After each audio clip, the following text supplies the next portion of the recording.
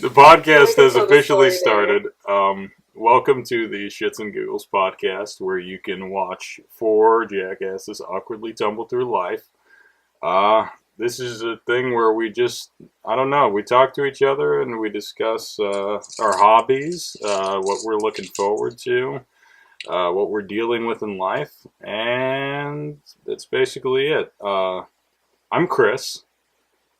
I am Ivalia. We really should figure out an order.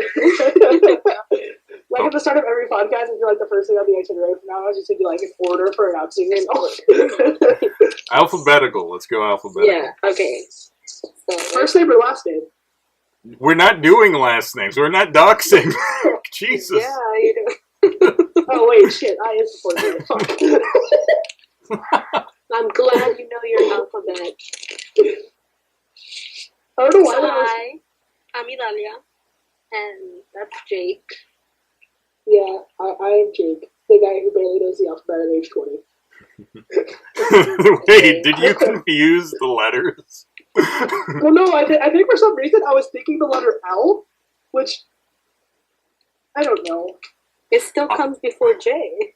L does not come before J. We don't need to know our alphabet. As soon as we know it, and language is just the alphabet out of order. So that way, what's the point? So welcome to the podcast. We're mentally challenged. Hello. She just woke up. She got water poured on her. That's a dated reference. So we're all college students, and the semester's about to end. This is like either finals week or finals week just happened. How are you guys feeling right now? I'm in the camp that finals are already done, so I'm just chilling. That's nice. Yeah. I quit my job 2 days after the last final, so I just get to sit at home for 2 weeks and cry and. Why don't you talk about where you worked? You can get it all out now. You don't work there anymore. I'm sorry, the trauma's still fresh. But no, I just got through working at Chick-fil-A. I've been there since January of 2017, so about a year and a half. And you did not enjoy it. I mean, okay. Here's the thing. Like, this is kind of the thing about like working in fast food. Like, it wasn't just like one giant shit show. Like, I liked the people that I worked with, and I didn't necessarily hate what I was doing. The main thing that pissed me off was my general manager and my owner. Mm-hmm. So, like, it was this really weird limbo where, like, either I was working 45-hour weeks and crying and clutching my knees in the shower between shifts, or it was I wasn't getting enough hours to pay my bills, and I was having to borrow money to, make car insurance payments and cell phone bills and this, that, and the other thing. And it was just obnoxious. That's fair. I think, I guess there are some people that or some jobs rather, where coworkers are the shit part of it. But usually, you can get along with the people you work with, or you get along with people you go to school with, and it's something other than that. I don't know. For me, it's the school workload. Yeah. I mean, for me, like, balancing school and work was only really difficult when I was at McDonald's, my job before Chick-fil-A. Mm-hmm. Do you guys remember when I was working at McDonald's? Like, I was working. I kind of do. Yeah. I was working like 8 p.m. to 4 a.m. and. I remember you telling me about it. I'd get up at like 11 and then go to I'd go to like 2 or 3 classes, and then I'd go back to work, and I was just kind of a zombie. Yeah. How are you feeling about the end of the semester, Dolly? I am very glad that it's coming to an end, and I'm so excited for my week and a half of summer vacation, and then I go right back to it. But that week and a half, ooh, baby, that week and a half. Just that. I'm so sad. It's only a week and a half. Yeah, I get less than a week. Oh, I'm sorry. I literally, and I'm taking 2 classes in the summer. It's the first time I've done that in an intersession. So for those of you who don't know, my intersession is 6 weeks. So for winter and summer, it's just 6 weeks of basically a 13-week course. So it's more than halved, and now I'm taking double more than halved classes. I'm not even going to try to do the math on that one. I literally got out of STEM, so I wouldn't have to do this kind of math. You're basically, well, for one class, you'd be doing double the work. So like four times. Yeah, like in a 6-week period, you're doing twice the work as in a regular class, and then you're doing 2 classes as opposed to 1 class that you usually take. So 2 plus 2 is 4. What? That's 1, that's 3. Quick maths. The tingo scrap. That's going to be... Tingo scrap. There you go. Pop, pop, pop. I got a hold of, like, rolling my R's, actually, and then I don't know if I can do it anymore. I don't want to attempt it on the podcast, because Please do it. if I already know I can't. So, like, No. I either just fail, or, like, I sound like a kid with a machine gun. You just did, though. That is what rolling your R's is. I'm looking at the audio lines of when you did that, and it's hilarious. It's like... you know what, let's not even actually record a podcast, just do like an hour of... Just an hour of motorboating titties. Hey man, don't knock until you try it. But what was I gonna... Deep breath, deep sigh. No, I can't. About your classes. You were gonna show us, or we were gonna listen to your example of rolling the R. Oh Christ! And what's worse is I can't do it while laughing. So then stop laughing. Oh, okay. That's very easy to do. Yeah. See, you did it right now. No, I don't want to. I'm gonna fuck up. I can't do this. I'm under too much pressure. The thing goes. All right, there you go. Oh, you did it. I did it. But then, like, it's like a 50-50 chance, though. It's like a 50-50 chance of me going, ugh. like I'm about to vomit. So, yeah. Rolling R's. Is there anything interesting you guys can do with your bodies that not many people can? I can wiggle my pinky toe by itself. I can do taco tongue, and then I can also make a W with my tongue. I think taco tongue's pretty common. W can't do is the W that common? W is not common. Yeah, W is not that common. That's a double taco. Yummy. Swiggity swooty, she's coming for that tongue. We should have come up with topics beforehand. Yeah, we kind of could have, but I mean, we could like stop for a second, like we could like stop recording for a second, and then like put some elevator music in between. well, not even that, but like the magic of digital editing, we could just like stitch the two together and like cut out this part where we're talking about not having anything to talk about. Mm-hmm. Fair, yeah. So, I'll have to go back through that. I mean, I'm trimming up my other podcast to have it up tomorrow afternoon. Oh, cool. Cool. So yeah, if you guys want to stop for a sec. I mean, I did an itinerary for my other one. I don't know why I didn't do an itinerary for this one, but I'm actually fine with this staying in. It makes us look more open and honest. The only thing I really would want to cut is like big. Your rolling tongue. No one will ever see that. That's top secret. Never see the light of day ever. Yeah, no, but the only thing I'd be comfortable cutting is like really long, awkward silences. But we haven't had really any of those so far, so I think we're good.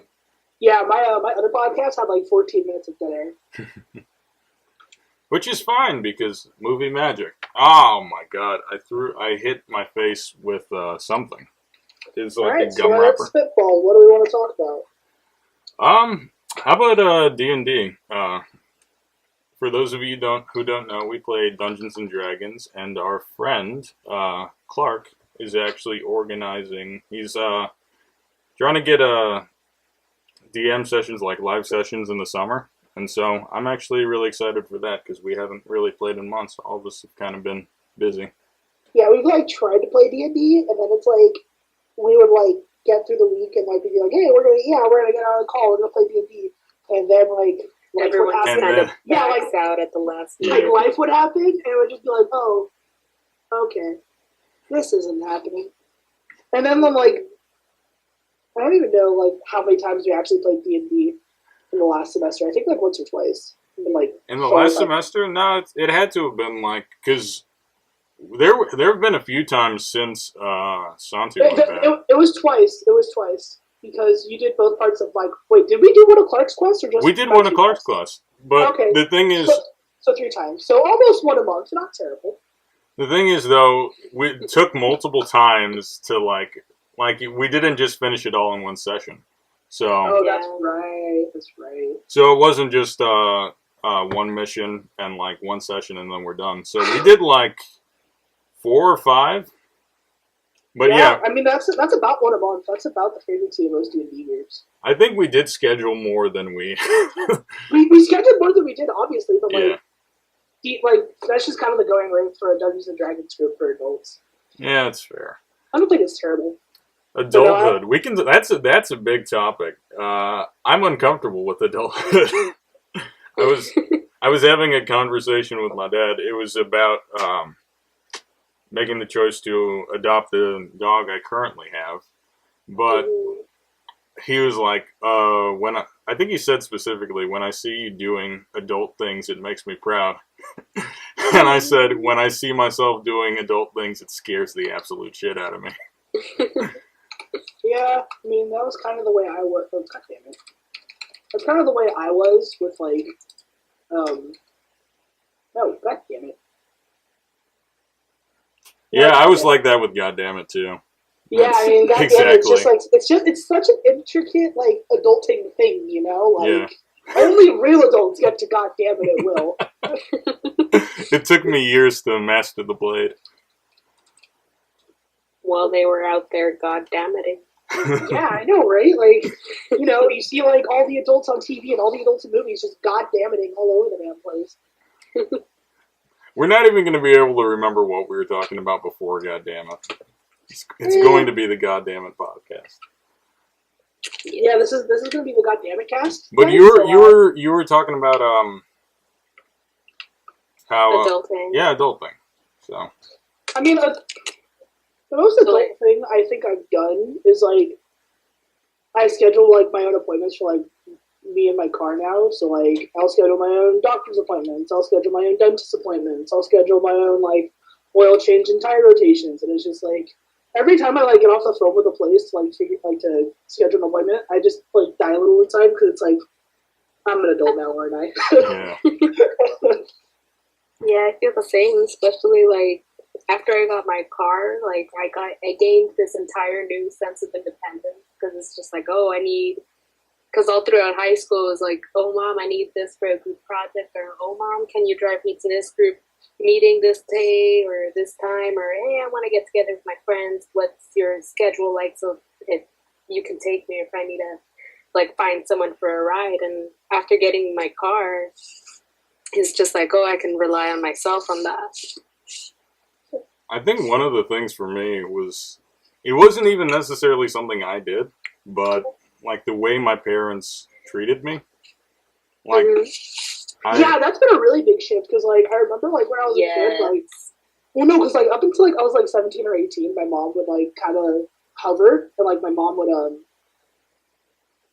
I can't even like think of a good way to describe it without kind of like shitting on my mom a little bit, but like she would almost like kind of helicopter over what I was doing because like at that point I was in football, like I was in yearbook and this, that, and the other thing, and she always kind of like wanted to have a hand in it, which isn't really bad for a parent, but like when you're a kid, you just kind of want to like do it and like give us your own devices and whatever. But, especially like, in teenage years. Yeah, like I mean, like it was like a flip of a switch when I was 19, when my brother was like when I was 18, 19, like when my brother moved out, that like my mom just kind of like stopped like monitoring what I was doing. Mm-hmm. And like my mom didn't really monitor what I was doing a lot while I was at McDonald's because it was like I'm working 8 p.m. to 4 a.m. 4 or 5 days a week, so it's like what can you really monitor? Because I'm just like sleeping all the time you're home, and like all the time she got bored, and that's why she didn't. Yeah, like I think it was just that like my mom just kind of like forgot about monitoring me while I was at McDonald's, and then like once I was gone from McDonald's, my mom just like kept on not monitoring me. I was just like, I'm gonna be out with my friends till 11 or 12 at night. She's like, okay, have fun. And then it's like, oh, I'm gonna buy some drugs. Okay, have fun. And it's like, be safe. Wait, what? How's a designated driver, kiddo? No, oh shit, I forgot what I was gonna say. But yeah, no, the being out late thing, and recently, this was like something that like super shocked me. For those of you who don't know, I come from, I guess a religious home. My parents are both religious, and my mom's super into the church and like all that. But recently, I talked to her about like trying edibles for the first time, and she was super chill about it. Like I had no words. I didn't expect it out of her, and we just like had like an open conversation. And I'm like, I totally expected you to freak out more about this, and like at the end, she said, at the end of the day, you're an adult, and I want you to like make decisions for yourself, and I want you to. I kind of had a different experience with telling my mom I wanted to try edibles, because I kind of waited until like one night when my mom had used her pen to be like, "Hey, mom, I want to try weed," and so it's like, shit, I can't tell you not to try. Where did you learn this behavior? Who led you down the wrong path, Sonny? Yeah, like with my mom, it was kind of like, let me try and find the words. Like, not that she wasn't okay with it, but at the same time, she's just like, I'd rather you tell me so that I know what's going on.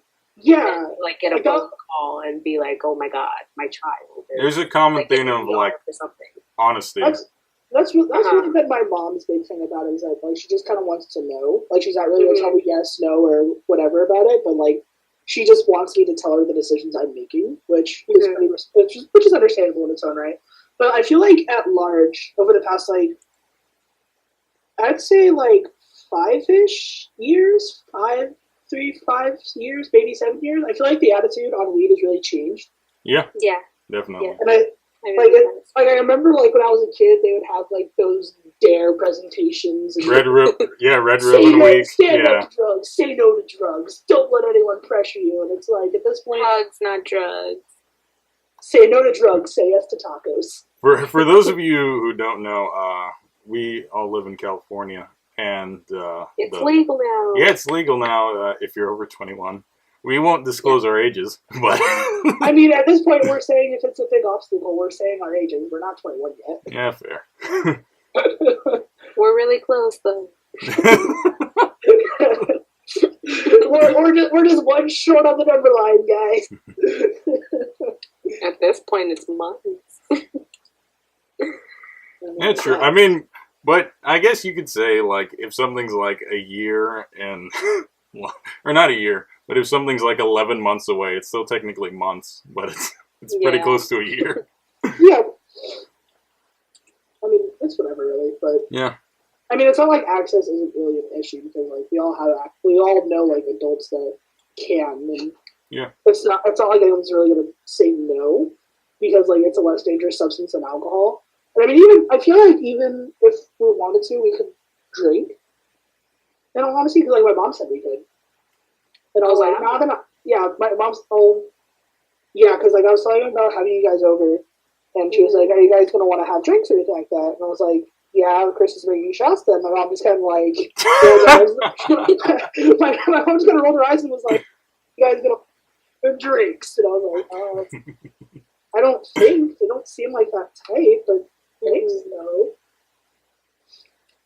I mean, I if anything, I'd have like a beer to like just, like it goes with food. Like beer. But beer tastes terrible. It does. Like, I would rather do something. I'd rather like make a mixed drink with like tequila or vodka or something. That's fair. I've never tried vodka, but I've tried beer and tequila, and each time has been with the fam. And like, drinking has always been a part of the family. Like over here, I'm Latina, so like at children's parties, the adults they were more beer. I totally expected Adalia to be like Asian or black. I am shocked that she is Hispanic. Downright shocked. Exposed. Shocked, I said. Shocked, I said. You agree, okay? No, but like, I don't know. Like, I forgot what I was gonna say. Never mind. I've always been super hesitant to try like alcohol. Well, I mean, not even that, but to like be drunk, like not to be tipsy, but to be like over a certain point where I don't have control. That's pretty scary to me because I have no experience with what I'd be like in that state, and so I'm more afraid of myself than anything. There's a family friend of mine that he got. I don't know if he was on something else other than alcohol, but he got really drunk at a party and ended up killing someone. And this happened when I was like 15. And I knew the guy from before because our families were really tight. And so that was just a super shock to me. And so I feel like that event like just got me. It made me more reserved towards that type of thing. Yeah, I feel like if you like sort of see something happen and like directly related to a certain substance, like you're really not gonna want to touch that. Yeah. Like my parents were both like heavy smokers when I was a kid, and like when I was a kid, like I had some developmental issues with my lungs that I kind of grew out of, like as I started hitting high school. But like when I was a kid, like my mom and dad would both have like the front windows like down when they were having a cigarette in the car or whatever, and like me being in the backseat, not really being able to roll my window down and get some fresh air, like it kind of like felt trapping in a way. Yeah. And then like just sort of like as I got older, like I just really internalized cigarettes in a negative way because of like how often I felt trapped by like the smoke. I mean, cigarettes are bad for you, and like that was across the media throughout our entire childhood. So I mean, that might have had something to do with it too, but. Yeah, but I mean, like, my brother and I were sort of, like, in both in terms of, like, exposure to, like, hey, don't do cigarettes and things like that. And now my brother's a smoker that smokes almost a pack a day. So it's, like... Gotcha. It's more, like, how... I think sort of the way it works with substances like this is it's how you're exposed to it. Like, everyone needs to have an experience to make their own decision on how they feel about certain things. Like, you can't really rely on, being told something's bad to know that it's bad. Like, you have to experience how it's bad, I feel like. Yeah, that's fair. No, I can get that. But no, that's just me. I did grow out of it, though. I haven't really had, like, a breathing attack in a while. And, I mean, the thing with you and your brother, it just, like, you guys grew up in the same house, but it shows how two people can have really similar experiences, and, yeah, it, like, manifests in really different ways. Mm-hmm. Yeah, smoking was never a thing in my house. Like, my mom just never really liked the habit. She, just something she didn't like. And, like, when I was little, I was like, what? In the third grade, she's like, Idalia, come here. I'm like, what? She's like, you see this? And I'm like, yes. It was a cigarette, right? She's like, take a breath, take a puff. And I'm like, what? No. What? Yeah. No. Okay, so, like, my mom has psoriasis, and at the time she was trying these different, not remedies, but kind of things to get it to calm down. And one of them was like putting cigarette ashes mixed with something else. So she wasn't doing it she wasn't doing it out of pleasure. It was kind of like something she was just trying. Right, it makes you a calming agent. Okay. Yeah. So she pulled me. Because I was sitting on the couch at home, and she pulled me into the kitchen and then took me to the backyard. She's like, here. I'm like, what? No. Because, elementary, and it was always like, don't start. Once you start, you're never going to want to stop. I was like, what, Mom? No. She's like, no, I just want to just try it. I'm like, okay. So I took I took like a little breath and like I coughed everything out, right? Because I'm a third grader. I can't. Yeah, obviously. And then I'm like, ew, it's nasty. And she's like, remember this. And remember you did. That. It's nasty. And I did. And it's just like, no. Yeah. So, did you guys hear about Anthony Bourdain? I Yeah. did. I didn't know much about him beforehand, but Yeah, I mean, like I'd seen like one or two videos on YouTube where like he was like displaying a recipe or something like that. But like other than that, like I didn't really have that much direct experience with Bourdain. But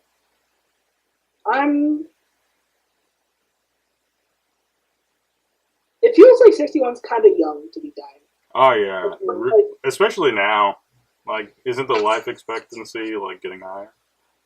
yeah, and like he died at 61, so like I'm more just trying to like figure out like what exactly it was. Did it say what he died of? I'm trying to find it. Suicide. Oh, then yeah, that's expected. Oh, okay. No, yeah, it did kind of make me sad. He was like a familiar face. Like I knew of him, I just didn't know his name.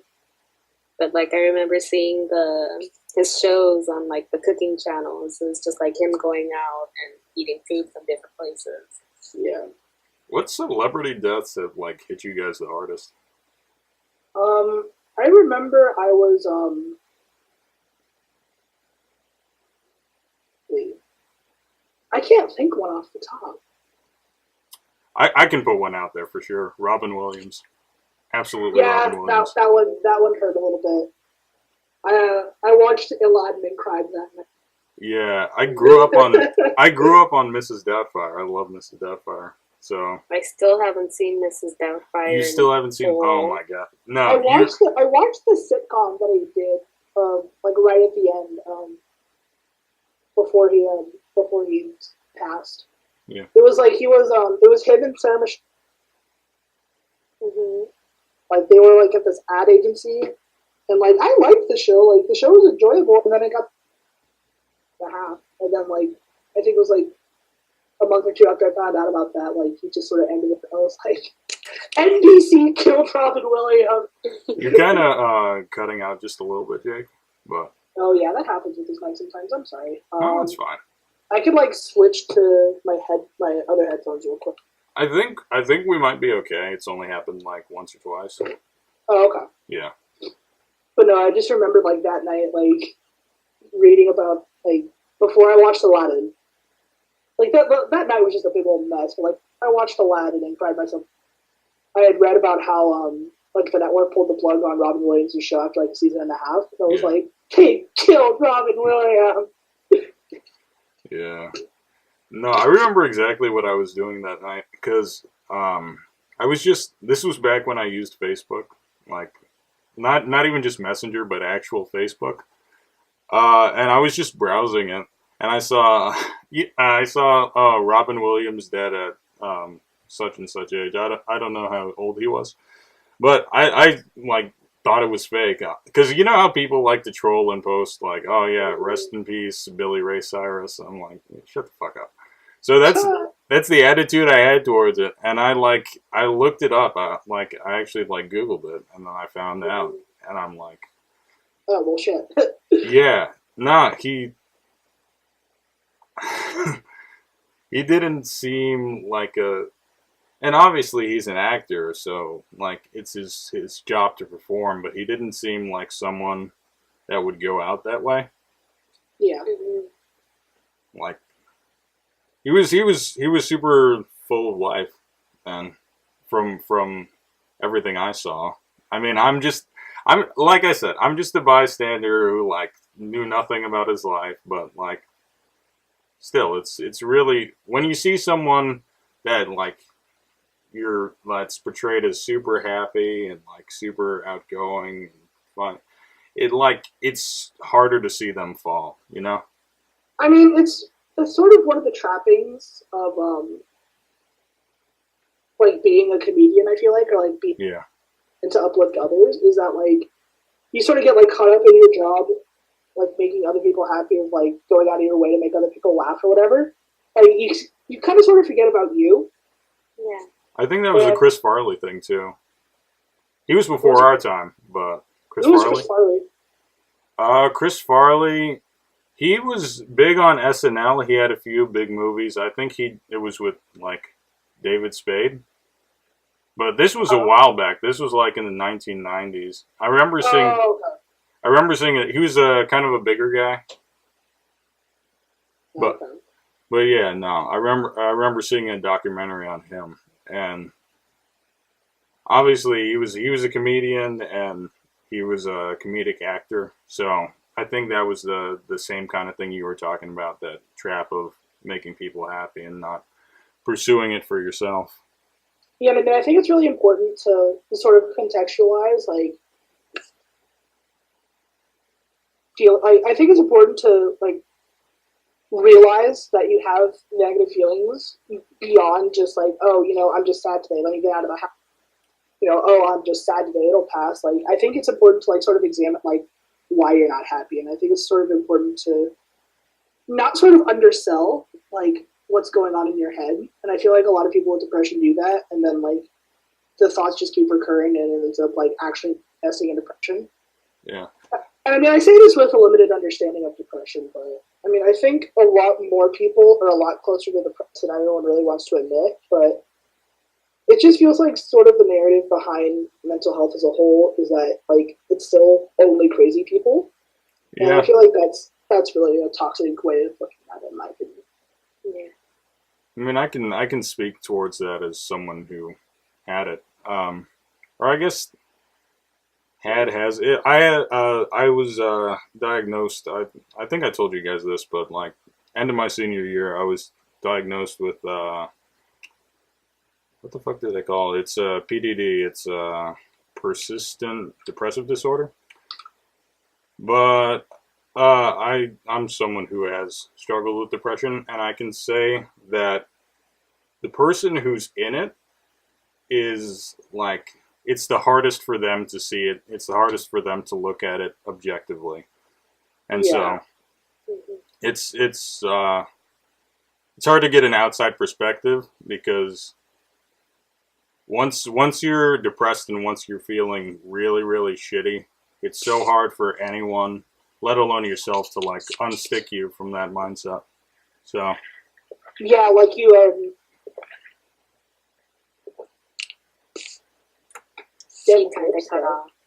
them gulps though. We didn't cut off. We just like stopped talking. Sorry. Thirsty. Yeah, you are. I think one thing to also remember. I mean, obviously, depression is no excuse to lash out at people, but if that happens, if you interact with someone who struggles with depression and they take it out on you or they lash out at you, you should probably know that pretty much in every case, the person with depression hates the most is themselves. So I guess that's something to take into account. It's obviously it's no excuse for shitty behavior, but yeah, and I mean, going back to what you were saying earlier about sort of like closing yourself off to outside opinions, like I feel like that's something a lot more people do with a lot more things than just depression. Yeah, because they sort of like create this like mental block that sort of like bars them from asking for help, and I feel like that's a really toxic way of things that are going wrong in your life. Yeah, that's something I still do. I like to deal with stuff on my own. We don't do it like without a shadow of a doubt. Like I still do it. Like I mean, that was something I got yelled at a lot for. Like back last year, like I was at like 7 or 8 months, and like my manager at the time, he like pulled me off what I was doing. Like I was on the screens, like I was making sandwiches, and I was doing kind of shitty. Like I was like 4 or 5 minutes back on orders, which is kind of bad in the fast food world. Mm-hmm. And like my manager just like sort of pulled me back. I don't care if you're slow or actually incompetent. I care that you need to be able to identify when you need help, and I haven't seen that, so I'm not going to put you on screens anymore. Okay. I mean, honestly, that's a pretty good manager. Yeah, like, I mean, at the time, like, I got what I was doing, and, like, I don't really like getting pulled away from the task. But, like, I thought, like, I kept on, like, thinking about, like, that day, because, like, he quit. Like, he just, like, straight up rage quit, walked out on the shift, like, a week later. Yeah. And I was like, yeah, that was actually really solid advice. I mean, there was probably a correlation between that. That was what you saw was probably him, like, approaching his fuck it stage. I mean, we were all in sort of like a fucking stage for a while, but like I've never seen anyone just like actually just like decide that they're just done working at a place. Even with how done I the stuff that like my GM sort of pulled towards the end of my time there. Like I still like showed up to work every day. Like I still like clocked in and did my shit and like clocked out and went home. You see that kind of stuff a lot more in movies, and I feel like it's very disproportionate to real life. No, dude, I think that's legit, like, something that a lot of people do, like, these days. Like, they do stuff a lot more than they see in movies. Yeah. Mm-hmm. Like, a lot of people would, like, yell at someone in public, or, like, they'll, like, just walk out on their job, or, like, I feel like a lot of people's exposure, like, create scene. Yeah. Yeah, like that, like, they create a scene that, like, plays out a certain way in their head. And then, it doesn't come out that way at all. Yeah, like, someone will just, like, completely, like, fucking lash out and, like, expect it to go one way. And then, like, instead of just, like, being, oh, my God, I never saw how you felt. I'm sorry. They'll just be like, hey, fuck you. And then, like, they'll just, like, yell. Match. Or, like, people will just, like, walk out on jobs because they think it, like, makes them look badass. But then, like, everyone else at work doesn't think you're a badass because you just left them with your shit. And it's just like, okay, you're a douche. Mm-hmm. And here's the fucking reason why. It's because they don't show consequences in the movie. They just show the actions, and they don't like portray like realistically. That is an especially big problem with rom-coms. Yeah, for sure. Yeah. Holy fucking end with the big romantic gesture, but it's like they probably broke up 2 months later and they're back on Tinder. And or it didn't work out then, and they just saw it as creepy. Dude, oh my God! Like it took me so long. Like I never like actually did anything stupid that I regret, but like I've seen like or thought like so many different times, why didn't it work out like this? And like it actually took me like 3 or 4 like times of it happening before I saw the movie. And so like now it's just like even more depressing because like movies are like supposed to be a happy medium to take away, like especially like movies that are supposed to be like rom-coms, like they're just like a happy medium of film. Yeah. And like you think about it, and it's like, yeah, that's not how it would work at all. Yeah, like that's actually not how it works, like at all. Like it gets worse when the movies are dated too. Oh my God, yes. like mid-2000s rom-coms. Oh yeah, I know exactly what you're talking about. Like that one movie where that guy stood right outside the door in the snow, like holding cue cards, where like he didn't even say anything, he just like shifted through the cue cards. I'm forgetting what movie Love that was. Actually. There we go. Yeah, I was thinking Love Actually. And it's I've never seen it, but I've heard how that scene, how at first everyone was like, "Oh my God, this is so cute," but now everyone's looking back at it and like, you know what? No, that's kind of creepy, and he was kind of a douche. No, my thing is that it was creepy. My thing is that it was a dick move because like her husband's like in the other room, right? Yeah. Like I mean, I have no issue with you if you like having feelings for another man, but like for that other man to like walk up to your door, come on, have some respect. Can we take a moment to acknowledge people that propose in public without knowing what the other person's gonna say? Oh my God, yes.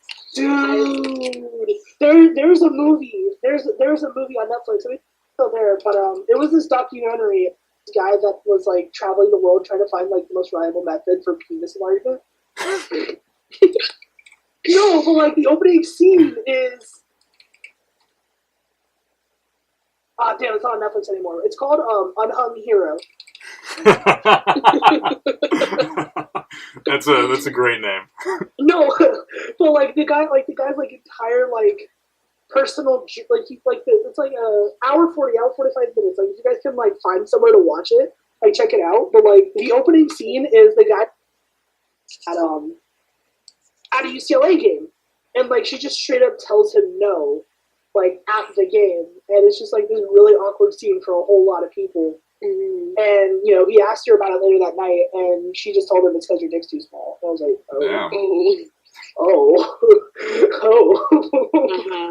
So does he go on the penis enlargement quest to get her back, or is it just because? No, it's for him. Yeah, I think at that point it's just for him. Yeah, like the girl is sort of out of the picture before like even the first like set of scenes, but like he got this whole movie funded as a way to like enlarge his penis. I mean, why not? If you yeah, I mean, like it's impressive if you can get the funding, but like if not, you should have a look on too far. But no, did he get it enlarged? No, he ended up getting a new girlfriend who didn't. Which is even better. Like you accepted for him. Well, I mean, it's whatever. No, it's oh come on, out with it. I mean, it's better that he's with someone that it doesn't matter for. Mm-hmm. Like he knows that he likes him for him. I don't know. I feel like with how much stigma there is around, getting,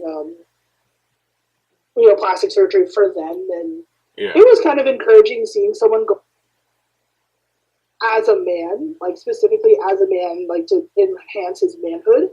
Like I thought the concept of the movie was pretty empowering, and I was kind of disappointed with how it ended, honestly. You might want to switch mics, Jake, because you're cutting out more now. Okay, I'll be right back. You guys keep talking. But anyway, how's your penis, Adalia? Non-existent, let me tell you that. There you go. These are the topics we come up with while he's gone. Now I'm thinking about that video with the kid in the oven, and like the dad has the trombone or something, and it's like when mom's gone. Yep. Alrighty, I am back. We're talking about when mom's gone, the video. When mom's not home or something like that. Oh yeah, where it's like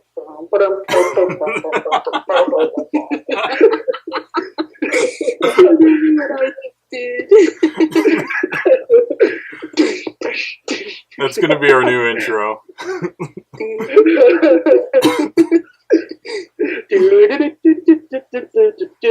Alright, let's talk about things now. I play trombone. I play the triangle. Did you play trombone? I remember you were in band. I was, so it was just a middle school thing. I wanted to continue it in high school, but like our high school didn't offer crap except for actual school and some pretty lame electives. Yeah. So I wasn't able to continue. No, you say that, but you loved the anime club elective. But that wasn't there until like junior year. Fair. And I came in. I transferred to the school in junior year, so I don't know anything beforehand. No, that's a lie. Junior year, I learned how to knit in Edwards. Sorry. No, anime elective was senior year. I remember. So yeah. No, okay. So going back to the trombone. I played trombone for 2 years. I started in 7th grade all the way to 8th grade, and then in 8th grade I tried picking up the trumpet, and that was like really difficult because the mouthpiece for the trombone is so much bigger than the mouthpiece for the trumpet. And like from using your entire mouth on the trombone piece, you can only use like the heart shape of your lips and the trumpet piece to play. It was really hard for me. Yeah, trumpet, I talk to people who have been in band, and they always say trumpet's the hardest instrument. Mm-hmm. Yeah, I'm sorry, I can't stop giggling because I'm still trying to picture you playing the trombone. It was like so big. You know what? I was the lead trombone player in 8th grade for it was like so big. Like, can you reach the whole range of notes? I had difficulty reaching sixth position, but you know what? I would do it. For context on this, since nobody knows what we look like, Adalia is very short. I'm 5'1". I'm 5'2" on good days. Very short. So, and she was probably shorter in middle school. Come on. But So on good days, I only grow an inch, but on bad days, I just drop straight up 2. she goes inside the ground. But yeah, I had to dislocate my shoulder in order to reach 6th position on trombone, because that's like stretching it as far as it goes. That's like when you're playing a C note, you're stretching as far as you can go, and sometimes I had to balance the slide on my tippy fingers in order to get it far enough. And my band teacher, she'd be so nice to me. She's like, Ilaria, I kind of need you to slide it just a little further to really get that note. We can go even further. But it was great. I miss the trombone. You ever think about picking it back up? I do, but I don't know, because it'd be really hard for me, because after taking that was 8th grade, sophomore in college. That's 6 years. There you go. With 6 years, I haven't touched the instrument, so I'd have to basically start. I mean, you probably could have gotten a grip that would let you slide it further. You know what? Yeah, you could mod the trombone now if you want to. I'm not even trying to be a dick anymore. I'm actually trying to help. But no, I'm just there could have been a grip with an extension that wrapped around the handle of the trombone. You could have used to slide it further. Do I make sense, or am I just being an asshole? No, you make. That's exactly what I was thinking. Sense. Just hadn't occurred to me. It was just no, I can do this myself. Yeah, no, I never really learned instruments. I wanted to do band in 7th grade, but there was a band program at the elementary school that fed into that middle school that a good portion of the slots kind of took up for band. So it was just kind of oh, there's not room for me in band. I guess I'll just go then. Mm-hmm. If you had been in band, what instrument would you have wanted to play? Probably a woodwind, like a saxophone or a flute. That was my second choice. I tried the clarinet and I sounded like a duck. Dude, play the sax. Imagine actually being able to play the sax. You get a girl or a guy home, and he's what do you? They're like, what do you do in your free time? And it's bitch, hold on. And then you just whip out this silver saxophone, and you just start playing. You just start playing. I wanted to see your dick, but this is nice too. That'd be dope, but it wouldn't.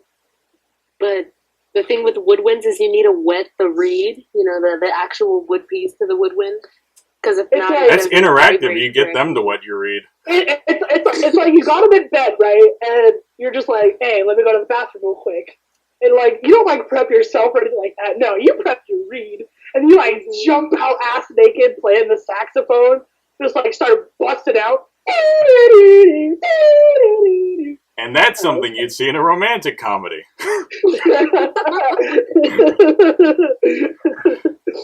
But no, real story. That has to be cool, I think. Wait, who? Real story. My dad plays the saxophone, and he's married 21 years, so. How many times do you think he's wet that reed? I don't want to think about it. My mom makes so many sex jokes. I'm very uncomfortable.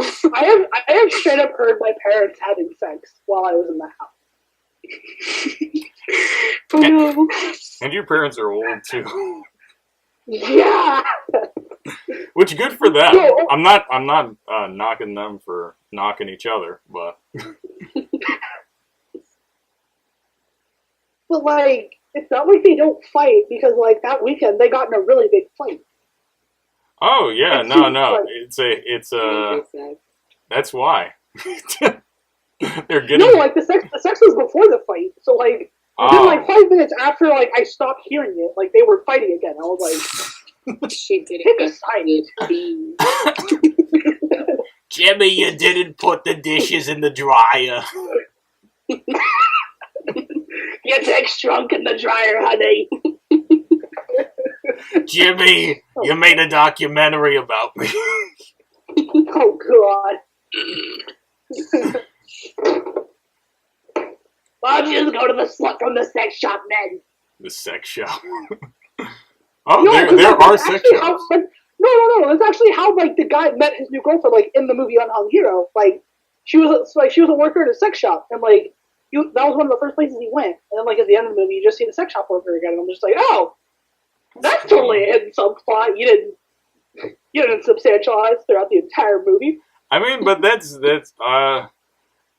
I guess it's half cool to see and half not, because it's like, oh wow, that's a throwback. I remember that, and now it's here. Look at that. But at the same time, it's like, well, this got no development.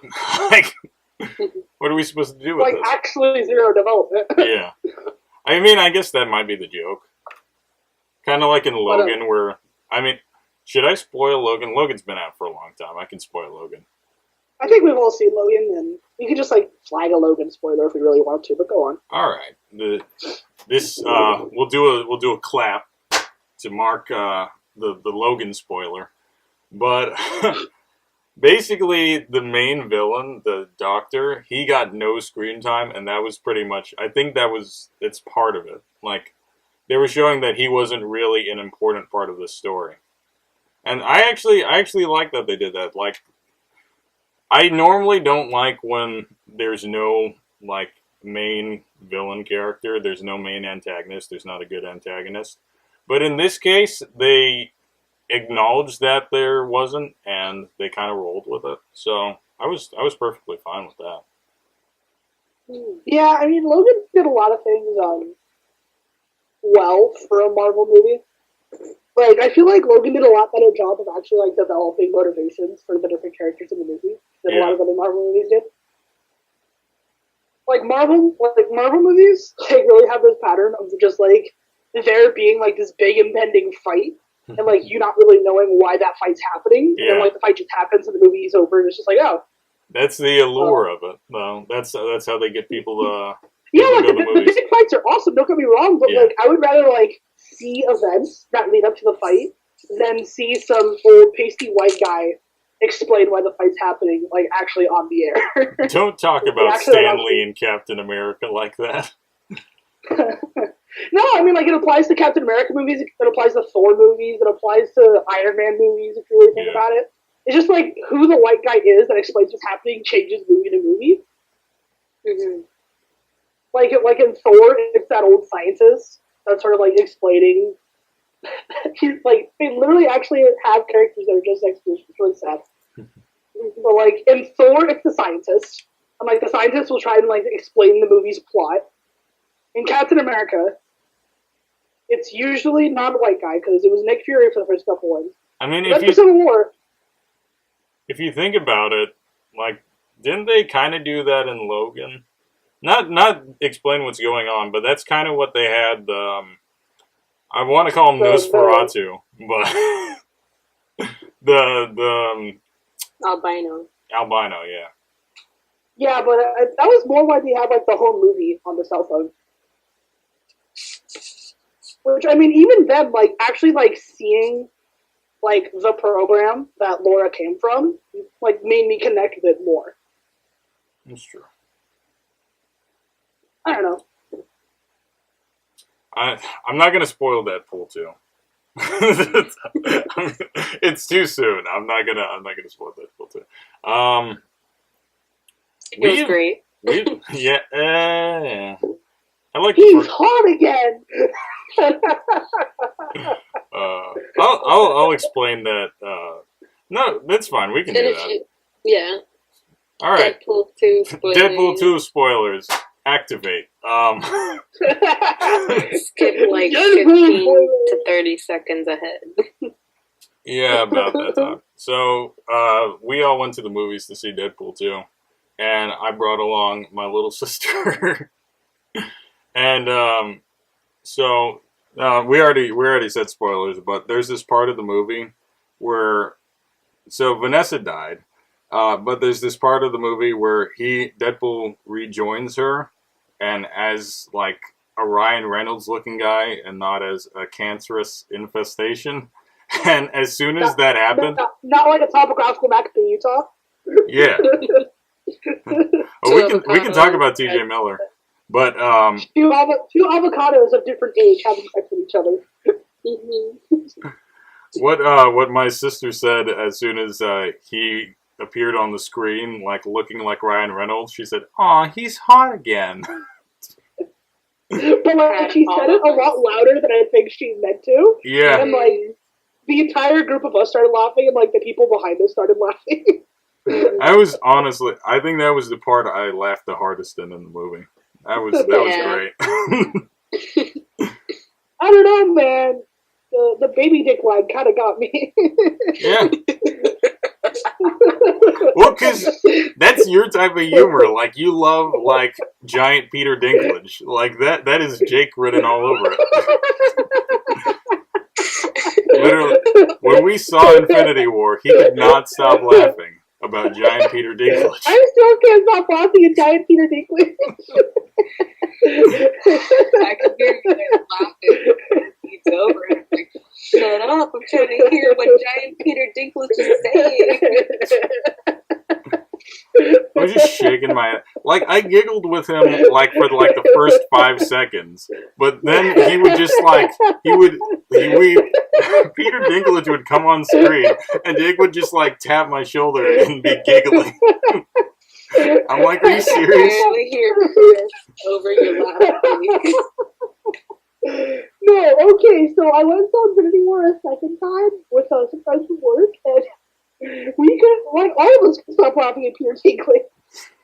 Oh my god, did you guys hear? This guy went to go see Infinity War like 42 times, and he got invited to go see Avengers 4 because he went to go see it like 42 times.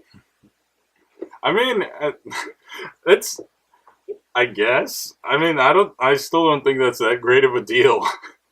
I mean, if you really think about it, Marvel doesn't lose any money on the guy because, you know, after the first time he sees Avengers 4, he's going to see it another 30 fucking times. Yeah, exactly. It's buy 42 smoothies and get your 43rd smoothie at 10% off. Like, it's not that good of a deal. No, but like the... Hey, man, but that one 10% off smoothie, though, whoa. No, but go ahead, Adalia. No, but like... the premiere, not like the movie ticket, but like all the other stuff included. You know what I mean? Yeah, like the premiere as an event would be an amazing thing to go to. Yes. Okay. But still. You know how many tickets he basically paid for premiere and more. Or for all we know, he was just sneaking into the movie theater all those times. But... You just like know someone in the projector room that just like turns a blind eye when he walks in without a ticket. Just like, let me in, or else. That was a weird voice. He just walks up behind in the back of the theater and knocks. Please, I'm here for my Avengers. I'm here for my daily Avengers viewing. He's a wolf. Let me in. Have you guys seen? This is still the funniest thing ever to me. But have you guys looked up on YouTube best porn plot twist? Oh god, I have. You know what I'm talking about? Yeah. So for those of you who don't know what I'm talking about, have you seen the one? Have you seen like the one porn intro where it's like the guy and two burglars, and he just like half-assed like karate chops the burglars, and they just like fall over at random? but the one I'm talking about is a guy. It's a guy in a wife beater. He didn't even have a full wolf getup. He had a wife beater and a wolf mask. And hey man, that porno blew all its budget on the script. They couldn't afford wardrobe. It was Little Red Riding Hood, okay, and so they interact for a second, and then it cuts to her sucking him off, and he's like, "Hey baby, let me tell you something." What? I'm not really a wolf. What? He's like, "No, I'm Skeletor." And under his wolf mask, he has a second mask. And it's Skeletor. And I was so interested. I went to the original video and checked what happened after that. That's the only reason I looked up the other video. Only reason. Sure. But the point is I looked up the other video. And they have like a little moment. They're like, "So you're not a wolf?" And he's like, "No, I'm Skeletor." And then they keep going. It's literally it. But oh my god. Have you seen the one where it's like, "Hey, there's no sharks in the bathtub."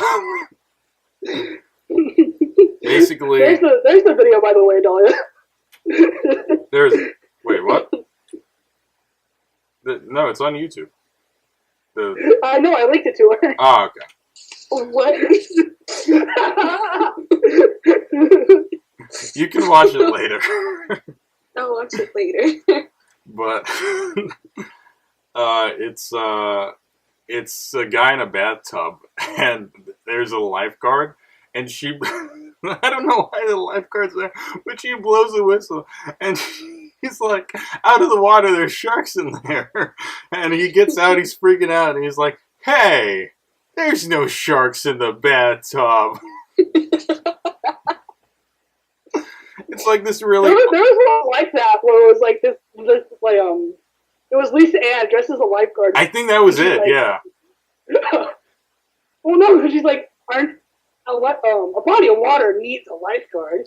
She's like, "This isn't a beach, it's a bathtub." And he's just like so clueless, and then like I actually like found the full video on that one. Oh like, wow! Well, the tables have turned. Oh, how the turntables indeed. But like after 30 seconds of like her playing with his stupid, she's just like, "All right, I just want to have sex with you." And he's like, "All right," and then I was like, "Okay, that's probably one of the most realistic pornos I've seen in a while."